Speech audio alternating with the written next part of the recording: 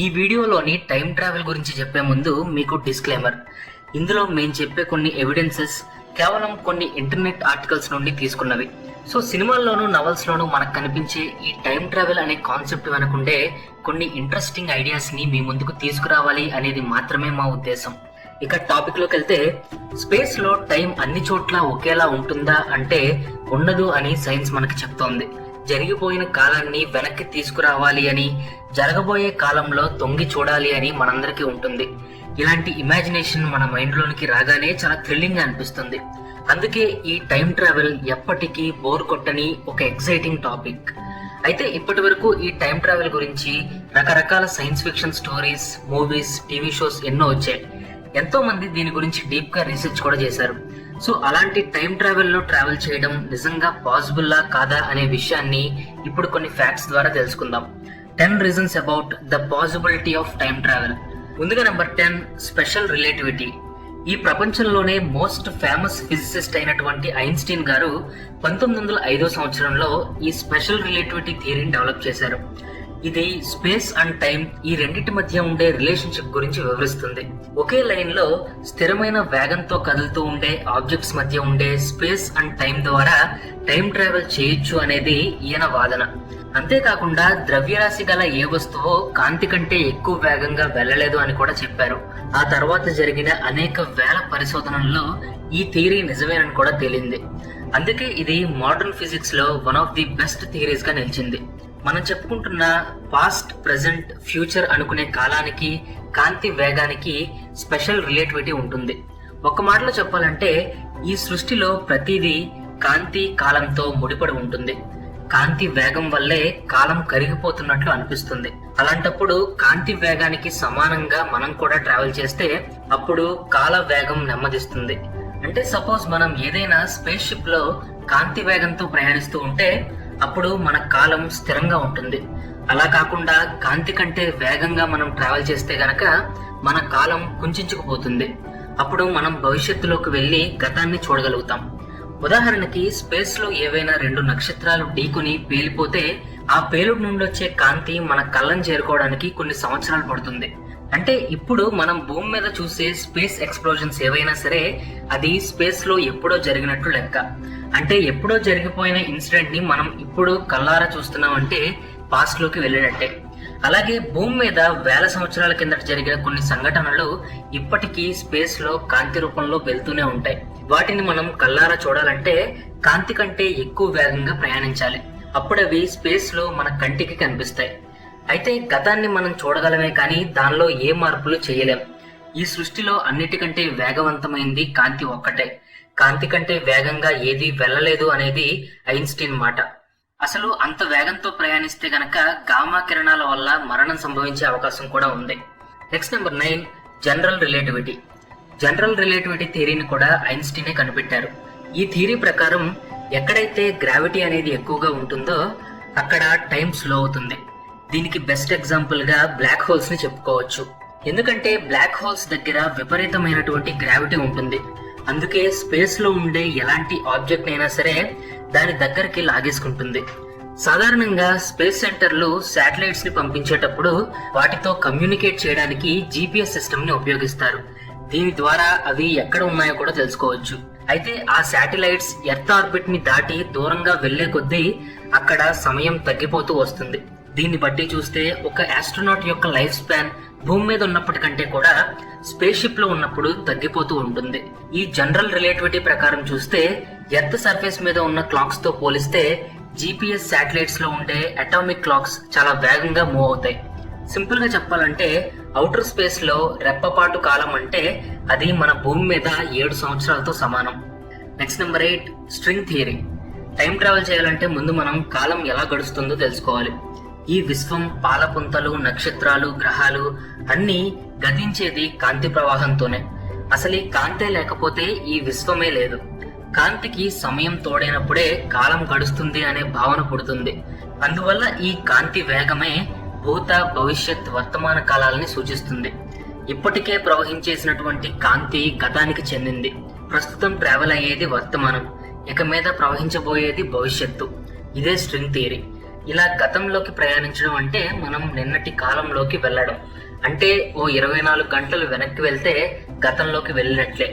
అదే భవిష్యత్తులోకి ప్రయాణించడం అంటే రేపటి కాలంలోకి వెళ్ళడం.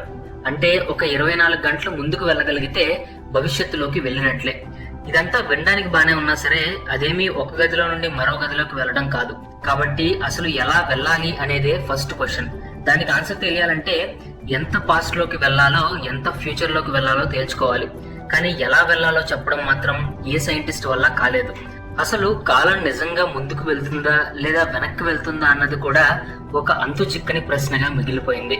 నిజానికి ఈ కాలం అనేది విశ్వంలో ఉందా లేదా అన్నది కూడా బుర్రని తొలచేసే మరో ప్రశ్న. Next number 7, gravity theory. ఈ సృష్టిలో ద్రవ్యరాశిని కలిగి ఉన్న ప్రతి వస్తువుకు గురుత్వాకర్షణ శక్తి ఉంటుంది. అది తన పరిసరాల్లో ఉన్న ఇతర వస్తువుల్ని తన వైపుకి ఆకర్షిస్తుంది. దీనినే గ్రావిటీ థియరీ అంటారని న్యూటన్ నిర్వచించాడు. అయితే ఈ గ్రావిటీ పవర్ ఆధారంగానే న్యూటన్ సౌర కుటుంబంలో ఉండే గ్రహాలన్నిటికీ కక్ష్యల్ని లెక్కపెట్టగలిగాడు. న్యూటన్ నిర్వచించిన ఈ సిద్ధాంతం ఆధారంగానే ప్రజెంట్ మన సైంటిస్టులు ప్రయోగిస్తున్న శాటిలైట్స్, స్పేస్ షటిల్స్, మార్స్ ఆర్బిటార్స్ వంటివి పనిచేస్తున్నాయి. ఇలా న్యూటన్ చెప్పిన దాన్ని బట్టి చూస్తే గ్రావిటేషనల్ ఫోర్స్ ఎఫెక్ట్ అన్ని చోట్ల కనిపిస్తుంది. ఉదాహరణకి ఈ క్షణమే సూర్యుడు అంతరించిపోయినట్లయితే తక్షణమే భూమి దాని కక్ష కోల్పోయి అంతరిక్షంలో కొట్టుకుపోతుంది అనుకోవచ్చు. ఇక టైం అనేది పూర్తిగా గ్రావిటీ థియరీ మీదే ఆధారపడి ఉంటుంది. దీన్ని బేస్ చేసుకునే టైం ట్రావెల్ చేయొచ్చు అని కూడా సైంటిస్టులు అంటూ ఉంటారు. అది ఎలా అంటే గ్రావిటీ ఫోర్స్ ఆధారంగా ఇతర గెలాక్సీల్లో టైం స్పీడ్ గా జరుగుతుందా లేదా స్లోగా జరుగుతుందా అనేది క్యాల్కులేట్ చేయొచ్చు. టైం ని కంట్రోల్ చేసే one and only device gravity మాత్రమే కావడం వల్ల టైం ట్రావెల్ జరగాలంటే గ్రావిటీకి దగ్గరగా వెళ్ళాలి. దీనికి బెస్ట్ ఎగ్జాంపుల్ గా సూర్యుడు ఉదయించగానే తెల్లారిందని, అస్తమించగానే రాత్రి అయిందని, ఇలా ఒక రోజు ముగిసిందని మనం భావిస్తాం. ఇలా 24 గంటల కాలాన్ని ఒక రోజుగా లెక్క కడతాం. భూమి మీద ఉన్నప్పుడు ఈ లెక్క కరెక్ట్ అవుతుంది. అదే వేరే గ్రహాన్ని తీసుకుంటే అక్కడ భూమి కంటే ఎక్కువగా కానీ తక్కువగా కానీ సమయం పడుతుంది. దీన్ని బట్టి మనకు అర్థమయ్యేది ఏంటంటే ఈ గంటలు, రోజులు ఇవన్నీ మనం మన భూమిని లెక్కలోకి తీసుకుని పాటిస్తున్నవి. ఒక్కసారి భూమిని దాటి స్పేస్ లోకి వెళ్తే కాలం అనే పదానికి అర్థమే మారిపోతుంది. సో ఇలా చూస్తే మనం గతంలోకి భవిష్యత్తులోకి వెళ్లే ఛాన్స్ కూడా ఉంది. Next number 6, speed of light. Time travel చేయాలంటే ముందుగా మనం కాలం ఎలా గడుస్తుందో తెలుసుకోవాలి. ఈ విశ్వం, పాలపుంతలు, నక్షత్రాలు, గ్రహాలు ఇవన్నీ గతిస్తున్నది కాంతి ప్రవాహంతోనే. అసలు ఈ కాంతే లేకపోతే ఈ విశ్వమే లేదు. కాంతికి సమయం తోడైనప్పుడు కాలం గడుస్తుంది అనే భావన పుడుతుంది. అందువల్ల కాంతి వేగమే భూత, భవిష్యత్, వర్తమానాన్ని సూచిస్తుంది. ఇప్పటికే ప్రవహించిన కాంతి గతానికి చెందింది. ప్రస్తుతం ప్రవహిస్తున్నది వర్తమానం. ఇక మీద ప్రవహించబోయేది భవిష్యత్తు. అందువల్ల ఎప్పుడైతే మనం కాంతి కంటే వేగంగా ప్రయాణిస్తున్నామో అప్పుడు టైం ట్రావెల్ చేసినట్టే అవుతుంది. కాంతి వేగం ఒక సెకనుకు 2,99,792 కిలోమీటర్లు. అంత స్పీడ్ తో మనం ట్రావెల్ చేయాలంటే గంటకి 1,79,87,520 కిలోమీటర్లు వెళ్ళాలి. సింపుల్ గా చెప్పాలంటే ఇప్పుడు మన ఆస్ట్రోనాట్స్ కి చంద్రుడిని చేరుకోవాలంటే రోజున్నర టైం పడుతుంది. అదే కాంతి వేగంతో వెళ్తే కన్ను మూసి తెరిచే లోపే మనం చంద్రుడి మీద ఉండాలి. ఇప్పుడున్న రాకెట్ సహాయంతో మనకు దగ్గరలో ఉన్న మార్స్ ని చేరుకోవడానికి 5 నెలల సమయం పడుతోంది. అదే కాంతి వేగంతో అయితే కేవలం 3 నిమిషాల్లోనే మార్స్ మీదకు వెళ్ళగలుగుతాం. అందుకే ఈ సృష్టిలో లైట్ ని మించిన స్పీడ్ మరి దేనికి లేదు. భవిష్యత్తులో మనం ఏదైనా స్పేస్ షిప్ లో కాంతి వేగంతో ప్రయాణిస్తూ ఉంటే అప్పుడు మన టైం దాదాపుగా స్టేబుల్ గా ఉంటుంది. Next number 5, wormholes. అసలు కాంతితో సంబంధం లేకుండా మనం ఈ విశ్వంలో నుండి మరో విశ్వంలోకి వెళ్ళడానికి వార్మ్ హోల్స్ దారి చూపిస్తాయని ఐన్స్టీన్, స్టీఫెన్ హాకింగ్ తో పాటు చాలా మంది సైంటిస్టులు నమ్ముతూ ఉంటారు. వార్మ్ హోల్స్ అనేవి స్పేస్ లో షార్ట్ కట్స్ లాంటివి. ఈ వార్మ్ హోల్స్ నుండి విశ్వంలోని ఒక ప్రాంతం నుండి మరో ప్రాంతానికి కొన్ని క్షణాల్లోనే చేరుకోగలుగుతాం. ఒక విధంగా చెప్పాలంటే వార్మ్ హోల్స్ టైం మెషిన్స్ లా పనిచేస్తాయి. ఈ వార్మ్ హోల్స్ విశ్వమంతా వ్యాపించున్నాయని ఐన్స్టీన్ నమ్మాడు. అయితే ఇవి నిజంగా ఉన్నాయా లేదా అన్నది ఒక సమస్యలా మారింది. ఎందుకంటే వీటిలో ప్రాణం తీసేంత ఎక్కువ రేడియేషన్ ఉంటుంది. అందువల్ల వామ్ హోల్ లో ట్రావెల్ చేయడం అనేది ప్రెసెంట్ ఒక ఇమాజినేషన్ మాత్రమే. వామ్ హోల్స్ అనేవి ఒక విధమైనటువంటి థియరిటికల్ టన్నెల్స్ లాంటివి. ఇవి స్పేస్ లో ఉండే డిఫరెంట్ యూనివర్సెస్ ని కనెక్ట్ చేస్తాయి. వామ్ హోల్స్ స్పేస్ ని మరియు టైం ని ఒకే చోట కలుపుతాయి. ఒక్క మాటలో చెప్పాలంటే ఇది ప్రెసెంట్ మరియు పాస్ట్ ని కలిపే ఒక డోర్ లాంటిది. బ్లాక్ హోల్స్ కి ఆపోజిట్ పొజిషన్ లో 2 బ్లాక్ హోల్స్ ని కలుపుతూ ఒక వంతెన లాగా ఇవి పనిచేస్తాయి. ఈ వామ్ హోల్స్ ని వైట్ హోల్స్ అని కూడా పిలుస్తారు. వీటి ఆధారంగా పాస్ట్ లోకి వెళ్ళొచ్చు అని కొంతమంది నమ్ముతారు. Next number 4, black holes. Famous scientist అయిన స్టీఫెన్ హాకింగ్ టైం ట్రావెల్ మీద ఇన్ డెప్త్ రీసెర్చ్ చేసి black holes are natural time travel machines అని చెప్పారు. బ్లాక్ హోల్ దగ్గర టైం స్పీడ్ సగానికి తగ్గిపోతుంది. అంటే అక్కడికి వెళ్ళి ఒక 20 ఏళ్లు గడిపితే భూమి మీద అది 40 ఏళ్లతో సమానం. అయితే బ్లాక్ హోల్ దగ్గరికి కాంతి వేగంతో వెళ్లాలంటే కొన్ని వేల సంవత్సరాలు పడుతుంది. అన్నేళ్ల పాటు స్పేస్ షిప్ లో ఉన్న వాళ్ళెవరూ బతకడం కష్టం. అసలు ఈ బ్లాక్ హోల్ దగ్గర టైం స్పీడ్ ఇంతలా తగ్గిపోవడానికి కారణం గ్రావిటీ.